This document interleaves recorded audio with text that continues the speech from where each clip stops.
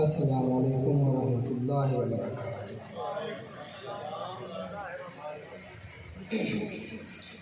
اعوذ باللہ من الشیطان الرجیم، بسم اللہ الرحمن الرحیم، الحمد للہ رب العالمین، الرحمن الرحیم، مالک یوم الدین، ہوا موجود العارفین، مطلوب العارفین، مقصود العارفین، الصلاۃ والسلام علی اشرف الانبیاء والمرسلین، سید الاولین والآخرین، خیر المبشرین والمنذرین، ابی القاسم محمد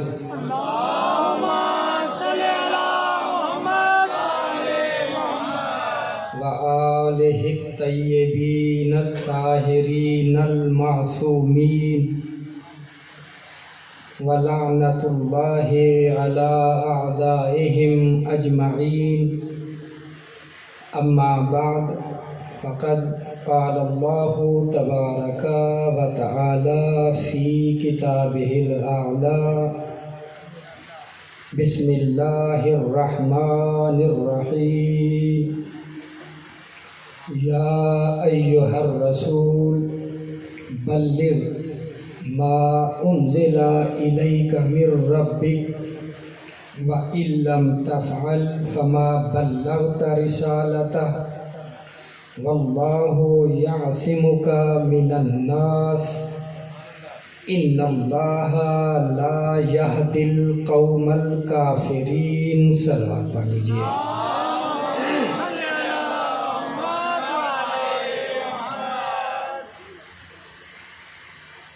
الحمدللہ، مالک کا لاکھ لاکھ احسان ہے کہ اس نے ایک مرتبہ پھر ہمیں محرم الحرام تک پہنچنے کی زندگی عطا فرمائی۔ دعا ہے پروردگار سے کہ ہمیں اس ماہ مبارک کی معرفت نصیب فرمائے، اس مہینے کی عظمت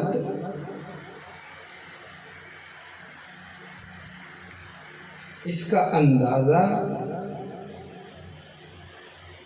اس بات سے لگایا جا سکتا ہے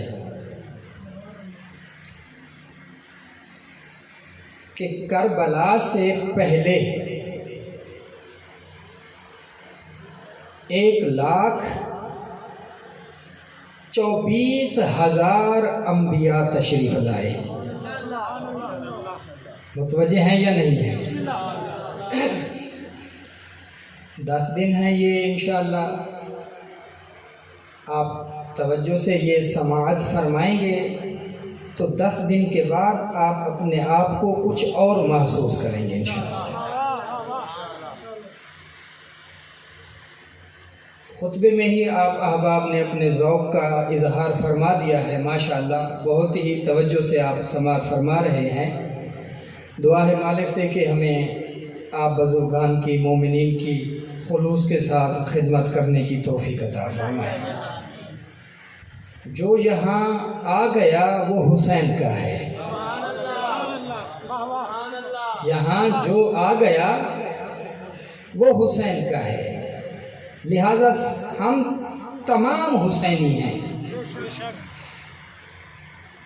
متوجہ ہوں اس بات کی طرف، عظمت کربلا اور جو کام میرے حسین نے انجام دیا کربلا سے پہلے 1,24,000 انبیاء تشریف لائے. ایک نبی آیا، اس نے کچھ عرصہ اپنی نبوت کا عمل انجام دیا، پھر دوسرا نبی آیا، پھر تیسرا نبی آیا.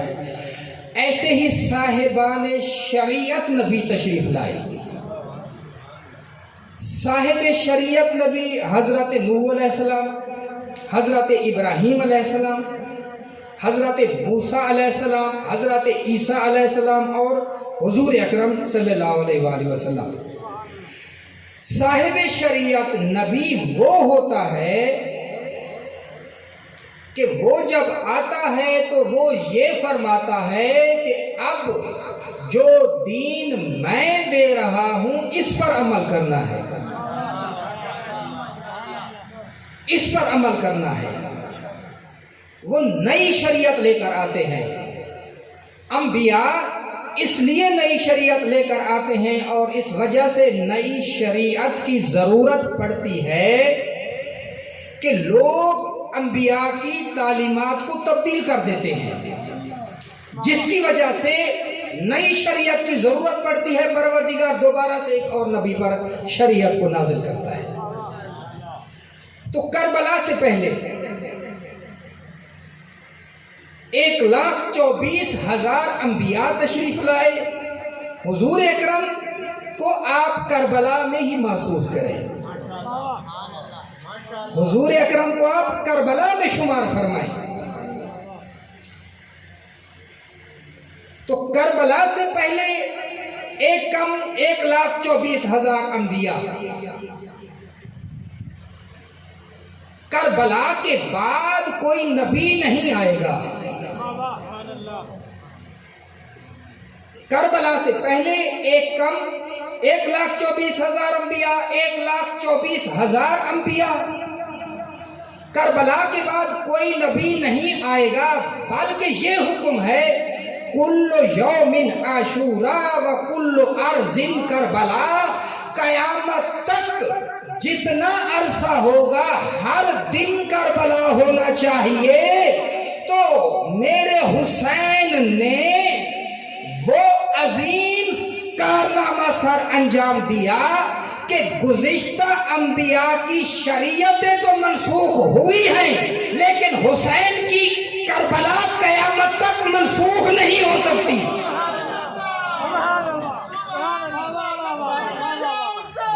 لبیک یا حسین، لبیک یا حسین، لبیک یا حسین. متوجہ ہوئے یا نہیں ہوئے؟ فرمایا کہ آپ نے ہر دن کربلا بنانا ہے، ہر دن کربلا بنانا ہے. کربلا کو کوئی تبدیل نہیں کر سکتا. گزشتہ انبیاء کی شریعتیں تبدیل ہوتی رہی ہیں. ایک یہ مرحلہ. دوسرا مرحلہ یہ ہے کہ کربلا سے پہلے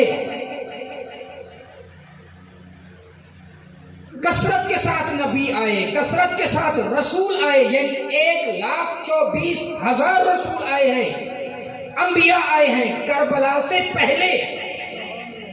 لیکن کربلا میں ایک حسین نے ایسا کارنامہ سر انجام دیا جو کربلا سے پہلے تمام انبیاء نے دیا تھا.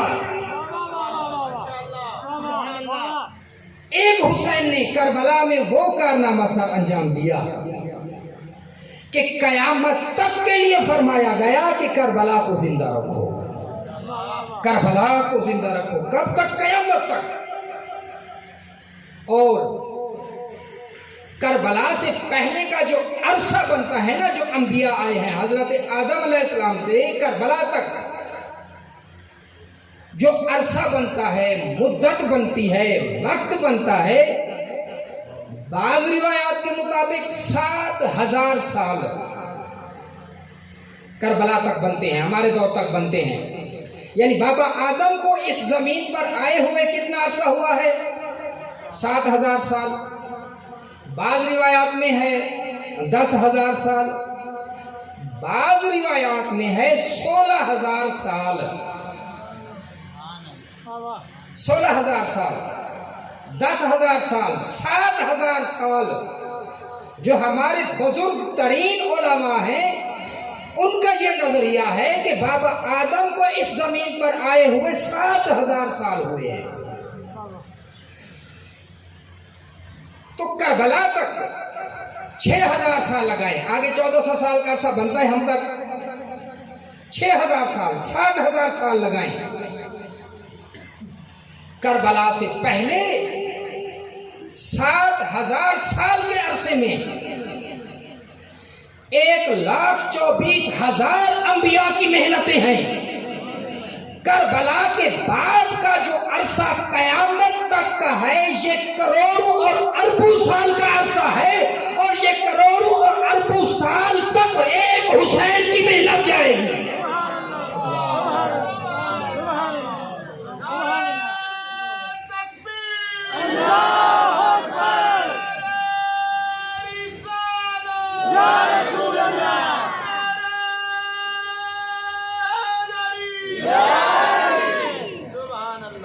یہ عظمت ہے.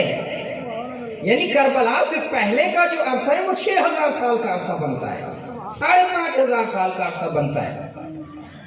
یعنی 6,000 7,000 8,000 10,000 سال کا عرصہ لگا لیں. اس تمام عرصے میں 1,24,000 انبیاء آئے اور انہوں نے محنتیں کی ہیں. کسی جگہ پر آدم آئے ہیں، کسی جگہ پر نوح آئے ہیں، کسی جگہ پر ابراہیم آئے ہیں، کسی جگہ پر یوسف آئے ہیں، کسی جگہ پر یعقوب آئے ہیں، کسی جگہ پر اسحاق آئے ہیں، کسی جگہ پر حضرت موسیٰ آئے ہیں، کسی جگہ حضرت عیسیٰ علیہ السلام آئے ہیں. پھیلا کے دیا رکھا ہے اللہ تعالیٰ نے اپنی حجتوں کو. کربلا سے پہلے اتنی حجتیں آئیں، علیحدہ علیحدہ علاقوں میں آئیں، لیکن اتنے عرصے میں 1,24,000 انبیاء تشریف لائے اور انہوں نے وہ محنتیں انجام دی ہیں.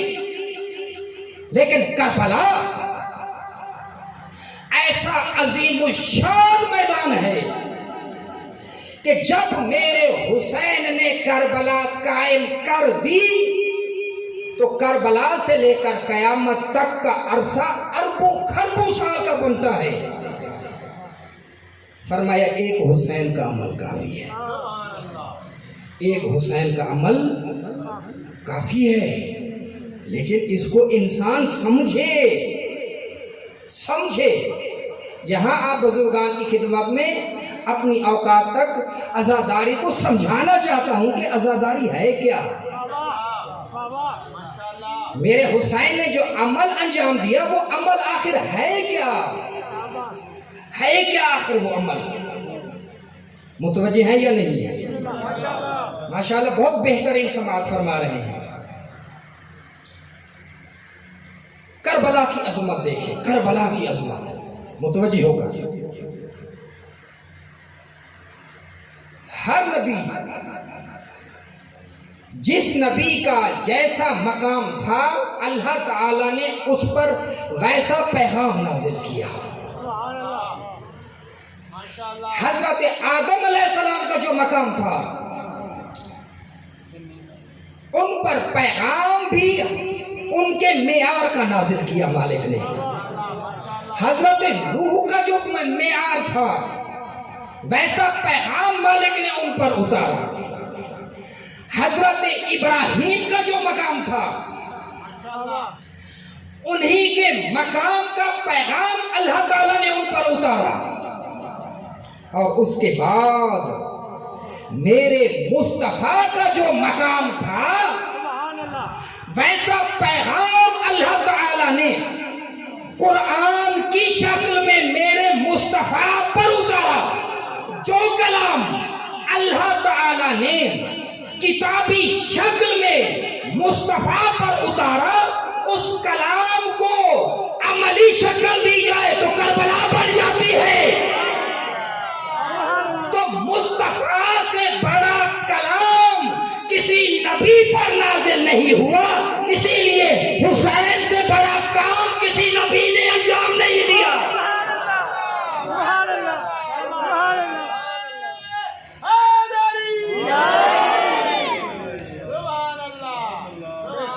متوجہ ہیں یا نہیں ہیں؟ یعنی جو کلام قرآن کی شکل میں میرے خدا نے اپنے مصطفیٰ پر نازل کیا، وہی قرآن الحمد سے لے کر والناس تک کربلا میں اگر عملی شکل اختیار کرے تو حسین کا عمل بنتا ہے، حسین کا عمل بنتا ہے۔ لشکر حسین مکمل قرآن ناطق ہے، مکمل لشکر حسین قرآن ناطق، حسین سے لے کر حسین کے اصغر تک یہ قرآن کی تفسیریں ہیں، قرآن کی آیات ہیں، قرآن کی سورتیں ہیں۔ تمام سورتوں میں سورتوں کی سردار سورہ فاتحہ، قرآن میں جو مقام سورہ فاتحہ کا ہے، کربلا میں وہ مقام میرے حسین کا ہے۔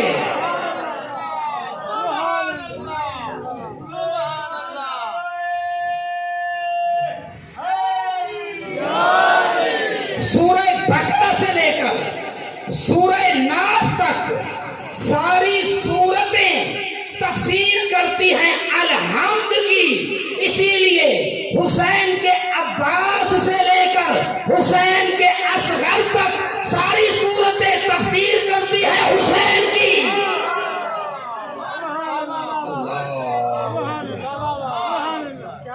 ساری سورتیں تفسیر کر رہی ہیں کس کی؟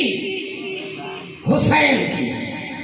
ایک ایک سورت، کوئی سورت سورہ یاسین بن کر تفسیر کرتی ہے، کوئی صحابی سورہ توحید بن کر میرے حسین کی تفسیر کرتا ہے، کوئی صحابی سورہ ناس بن کر میرے حسین کی تفسیر کرتا ہے، کوئی صحابی سورہ رحمان بن کر میرے حسین کی تفسیر کرتا ہے۔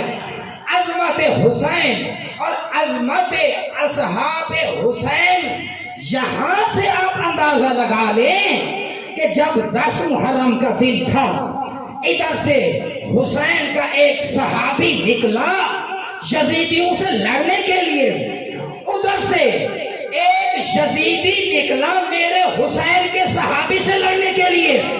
جب وہ یزیدی نکلا میرے حسین کے صحابی سے لڑنے کے لیے تو اس یزیدی سے اسی کے لشکر والے نے کہا، تجھے شرم اور حیا نہیں آتی؟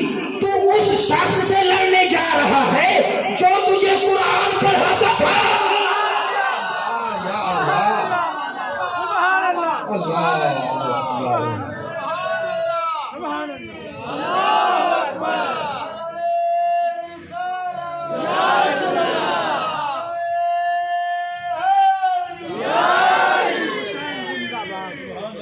یہ میرے حسین کا صحابی جو میرے حسین کی تفسیر کر رہا ہے، یہ صحابی نکلتا ہے میدان میں، سامنے سے یزیدی آتا ہے لڑنے کے لیے، تو اسی یزیدی کو اسی کے دوست نے کہا، تجھے حیا نہیں آتی؟ تو اس بے عیب سے لڑنے جا رہا ہے جو تجھے قرآن پڑھاتا تھا، جس سے تو نے قرآن پڑھا ہے تو اس کو مارنے کے لیے جا رہا ہے۔ یہ ہیں اصحاب حسین، یہ ہیں اصحاب حسین۔ اصحاب حسین تفسیر کر رہے ہیں خود حسین کی، اصحاب حسین تفسیر کر رہے ہیں خود حسین کی، خود حسین کی، اور حسین پھر اپنے اصحاب کی تفسیر کرتا ہے۔ اللہ اکبر، جملہ لیا یا نہیں لیا؟ اصحاب تفسیر کرتے ہیں حسین کی، حسین تفسیر کرتے ہیں اصحاب کی۔ جس طریقے سے محمد تفسیر کرتے ہیں اپنے اصحاب کی، اصحاب تفسیر کرتے ہیں مصطفیٰ کی۔ فرماتے ہیں مصطفیٰ اپنے اصحاب کی تفسیر کرتے ہوئے، یہ سلمان ہم اہل بیت سے ہیں۔ محمد اپنے اصحاب کی تفسیر کر رہے ہیں. یہ سلمان ہم اہل بیت سے ہیں، یہ ابو ذر ہم اہل بیت سے ہیں. پتہ ہے سلمان کو کس وقت میرے نبی نے فرمایا کہ سلمان منا اہل البیت؟ پتہ ہے اس کا؟ یہ اس وقت میرے نبی نے فرمایا جب جنگ خندق ہو رہی تھی، تو خندق کے مقام پر میرے نبی نے زمین کھودنے کے لیے 2 لشکر بنائے. ایک تھا انصار کا لشکر، ایک تھا مہاجرین کا لشکر. فرمایا اب تم دونوں میں مقابلہ ہے، کون کتنی خندق کھودتا ہے. سب نے محنت کرنا شروع کر دی. ایک طرف سے انصار زمین کھود رہے ہیں، دوسری طرف سے مہاجرین زمین کھود رہے ہیں. کھودنے کے بعد جب زمین کی پیمائش کی گئی تو جتنی زمین انصار نے کھودی تھی اتنی ہی زمین مہاجرین نے کھودی تھی. یعنی مہاجرین نے اور انصار نے دونوں نے برابر کام کیا. اب فیصلہ نہیں ہو رہا. مہاجرین ہیں مکے والے، انصار ہیں مدینے والے. مدینے والوں نے مکے والوں نے برابر کام کیا. اب ان میں سے ایک شخصیت ایسی تھی جو نہ مکے کی نہ مدینے کی، جو نہ مہاجرین میں سے نہ انصار میں سے، وہ ہے سلمان فارسی. سلمان فارسی نہ مکے والوں میں سے نہ مدینے والوں میں سے نہ مہاجرین میں سے نہ انصار میں سے. کام مہاجرین کا اور انصار کا دونوں کا برابر. اب مہاجرین چاہتے ہیں سلمان ہم میں آ جائے، انصار چاہتے ہیں سلمان ہم میں آ جائے. مہاجرین کہہ رہے تھے سلمان من المہاجرین، کہ سلمان ہم مہاجرین میں سے ہے. انصار کہہ رہے تھے سلمان من الانصار، کہ سلمان انصار میں سے ہے. دونوں فیصلہ کرانے کے لیے میرے مصطفیٰ کے پاس آئے. کہا یا رسول اللہ فیصلہ کیجئے. ہم کہتے ہیں سلمان ہم میں سے ہے، وہ کہتے ہیں ہم میں سے ہے. یا رسول اللہ آپ بتائیں سلمان کس میں سے ہے؟ تو میرے نبی نے فرمایا سلمان نہ مہاجرین میں سے ہے نہ انصار میں سے ہے، سلمان من اہل البیت، یہ ہم اہل بیت میں سے.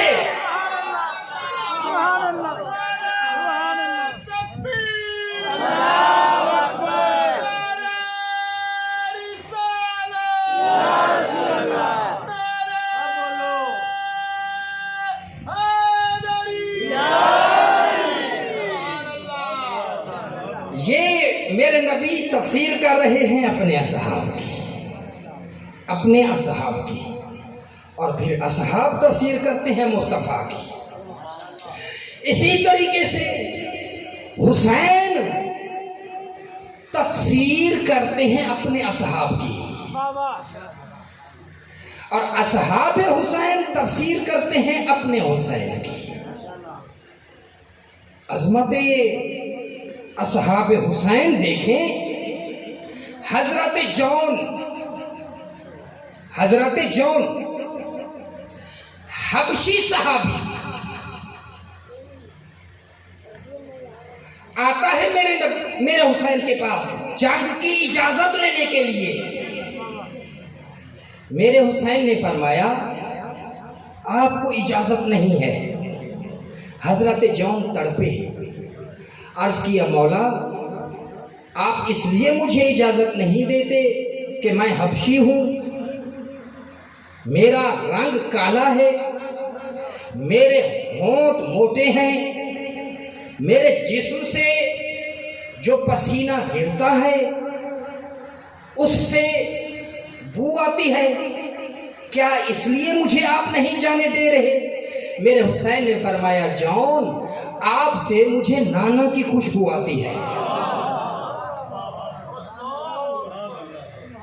آپ سے مجھے میرے نانا کی خوشبو آتی ہے، اس لیے میں آپ کو اجازت نہیں دے رہا کہ جب میں نانا کی خوشبو اور دیدار کرنا چاہتا ہوں آپ کو دیکھتا ہوں. چاہتے ہیں تو آپ جائیں, آپ کو حسین اجازت دیتا ہے.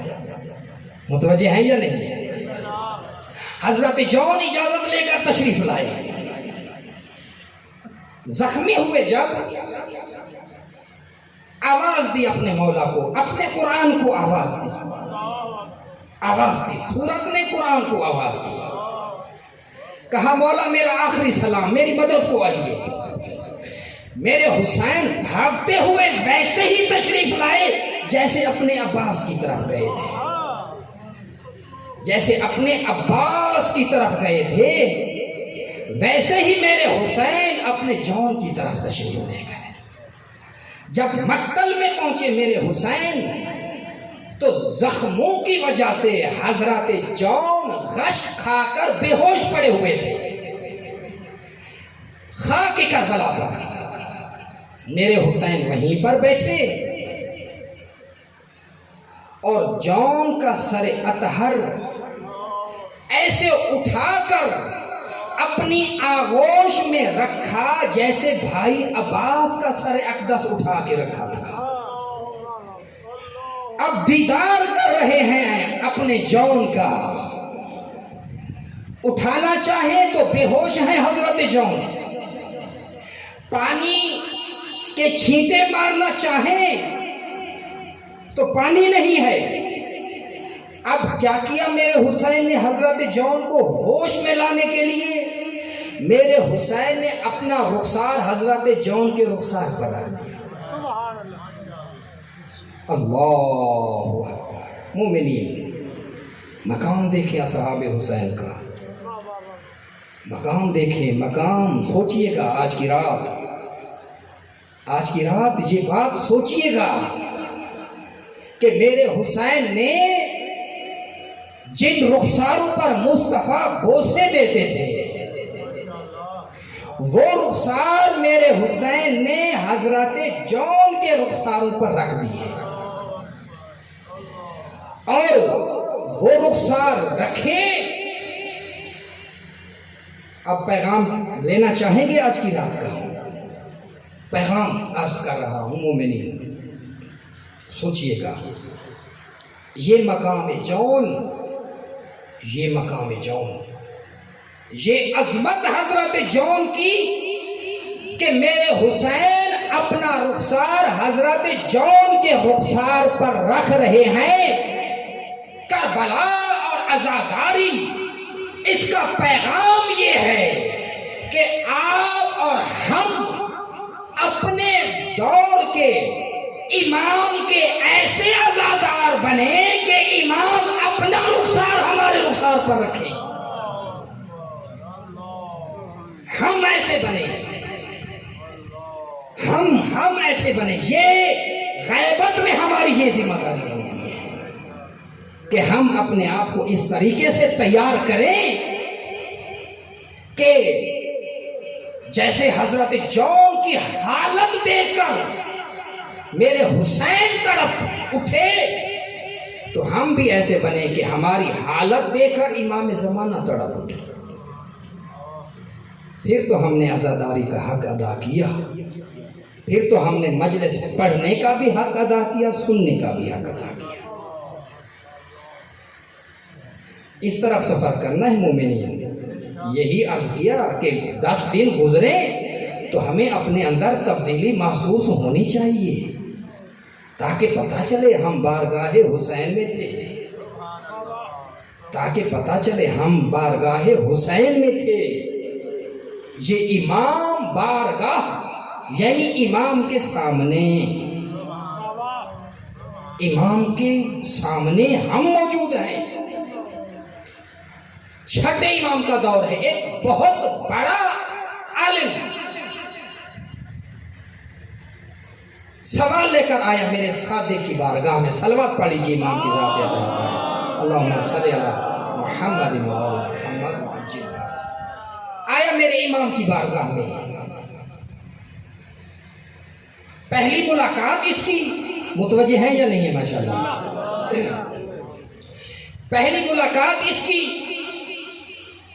چھٹے امام کی بارگاہ میں سوال پوچھنا چاہتا ہے، لیکن جیسے ہی یہ امام کی بارگاہ میں آیا، اس کی نظر پڑی ہمارے چھٹے امام پر، تو امام کا دیدار کر کے، امام کا جلوہ دیکھ کے یہ برداشت نہ کر سکا، وہیں گرا اور بے ہوش ہو گیا۔ اللہ، بے ہوش ہو گیا، پانی کے چھینٹے مارے گئے، اس کو ہوش میں لایا گیا۔ ہوش میں آنے کے بعد اس نے کانپتے ہوئے میرے صادق سے گفتگو کی اور کہا، یا ابن رسول اللہ، اے رسول خدا کے فرزند، میں دیگر اماموں سے بھی گیا ہوں اور ان سے مسئلے پوچھے ہیں، بڑے بڑے علماء کے پاس گیا ہوں، ان سے سوالات کیے ہیں، بڑے بڑے مفتیوں کے پاس گیا ہوں، ان سے سوالات پوچھے ہیں، لیکن ان کو دیکھ کر میری یہ حالت کبھی نہیں ہوئی تھی جو حالت آپ کو دیکھ کر میری ہوئی ہے۔ وجہ کیا ہے اس کی؟ تو اس وقت میرے صادق نے فرمایا، تو جن کے پاس پہلے جاتا تھا وہ اور تھے، آج تو خدا کی بارگاہ میں خدا کی نشانی کے سامنے آیا تھا، آج تو نمائندہ خدا خلیفۃ اللہ کے سامنے موجود تھا۔ خلیفۃ اللہ، امام صادق خلیفۃ اللہ، فرمایا آج تو خلیفۃ اللہ کی بارگاہ میں تھا، تو اس لیے یہ تیری حالت تبدیل ہوئی۔ مومنین، آپ اور ہم خلیفۃ اللہ حسین کی بارگاہ میں ہیں، آپ اور ہم خلیفۃ اللہ امام زمان کی بارگاہ میں ہیں۔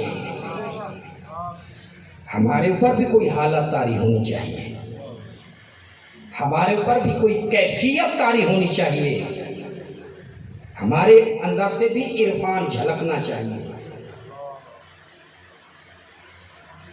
یہ حالت حضرت جون، ان کے رخسار سے میرے حسین نے رخسار مس کیا۔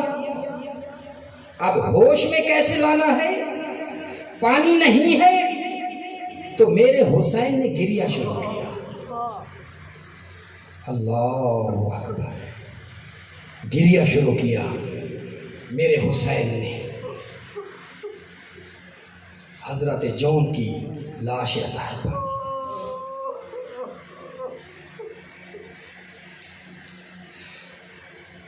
میرے حسین کے پاکیزہ آنسو حضرت جون کی چہرہ اقدس پر گرے، آنکھیں کھولی، تڑپ اٹھے۔ یہ منظر دیکھ کر کہ فرزند بطول نے اپنے رخسار ایک غلام کے رخسار پر رکھے ہوئے، یہ حسین کی تفسیر، یہ جون کی تفسیر۔ ایک اور صحابی ہے میرے حسین کے، جب وہ زین سے زمین کی طرف آئے تو میرے حسین اس کو اٹھانے کے لیے ایک دوسرے صحابی کو ساتھ ملایا۔ جب قریب گئے تو وہ صحابی آخری سانس لے رہا تھا، لیکن جب میرے حسین قریب آئے تو وہ صحابی میرے حسین کو نہیں دیکھ رہا تھا بلکہ اپنے دوسرے دوست کو بار بار دیکھ رہا تھا۔ میرے حسین نے فرمایا، میرے صحابی میری طرف نہیں دیکھو گے؟ کہا، مولا مجھے اس سے کام ہے، مجھے اس سے کام ہے، اجازت دیجئے میں اس سے کلام کروں، اپنے دوست سے کلام کروں۔ فرمایا، حسین آپ کو اجازت دے دے۔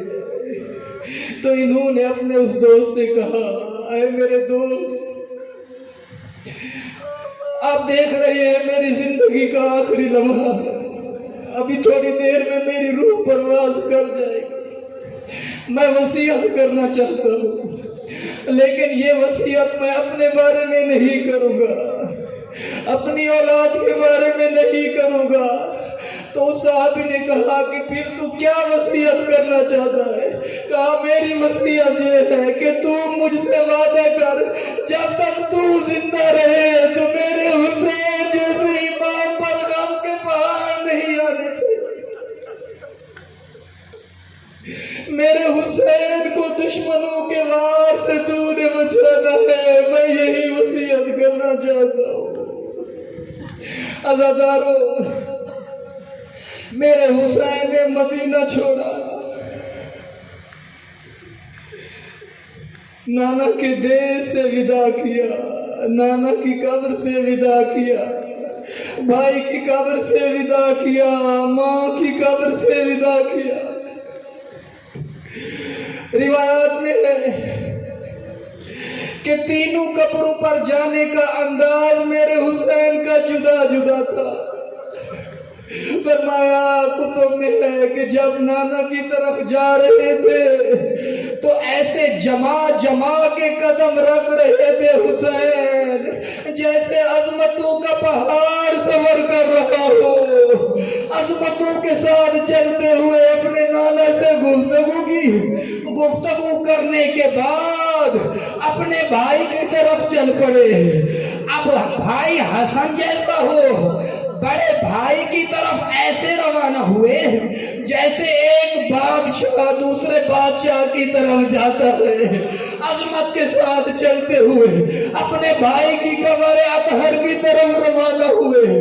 بھائی سے ودا کرنے کے بعد عزادارو حسین اپنی والدہ کی قبر کی طرف چلے، لیکن روایات میں ہے کہ وہ منظر عجیب تھا۔